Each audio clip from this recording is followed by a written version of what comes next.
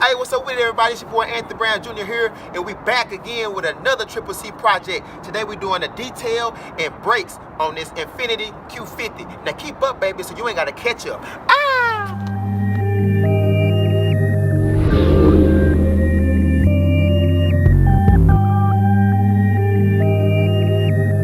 Yes! Big round of applause! Big round of applause!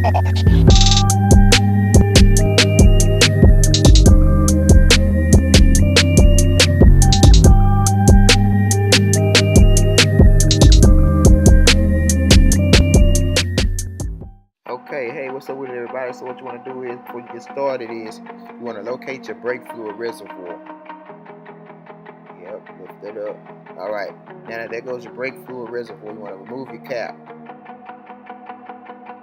Then, of course, you want to jack it up, and then you want to remove the tire, and then put jack stands underneath. If you don't have any jack stands, to be safe, put your tire underneath your car, just in case anything goes wrong. Okay, so now what you want to do is you want to remove both the bolts, the top and the bottom bolt, off the brake caliper so you can gain access to your brake pads for you to change them. So go ahead and do that. Don't worry, I'll wait. I'm going to stay right here with you. I'm going to walk you all the way through this thing, man. All the way through this thing. I ain't going to leave you. Alright, you want to remove the caliper.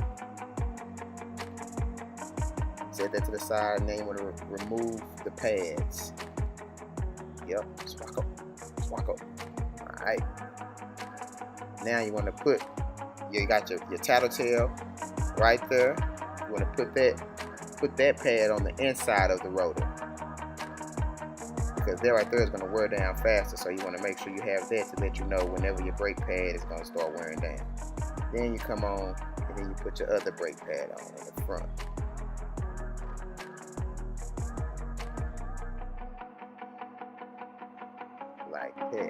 Like that. Yes, sir. Swap up. Alright.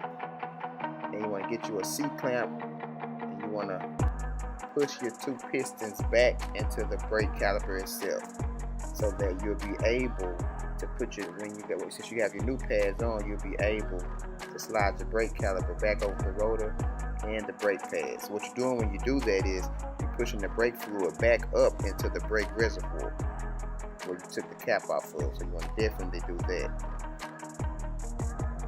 May be a little hard, but you gotta just keep twisting it. Some calipers are different than others, so this one right here is, yeah. And there goes your two pistons that you had to compress back into your caliper. Got your new pads on there. Check your work, make sure everything's good. Alright, then you want to go down and slide that caliper back over the pads. See how I slide right back on? That's why you have to push those pistons back in so it can slide right over, because you got the new pads. You want to start hand screwing the caliper bolts. Then once you got those on, then you come back in with your ratchet or your air ratchet, if you have an air ratchet, or you come in with your electric ratchet, whatever it is.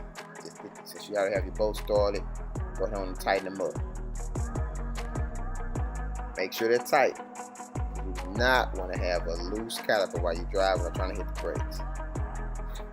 And now that we got the brakes done, let's go ahead and get into this wash, man. Might as well start with the wheels. You got them out, clean the inside and the outside. Hey!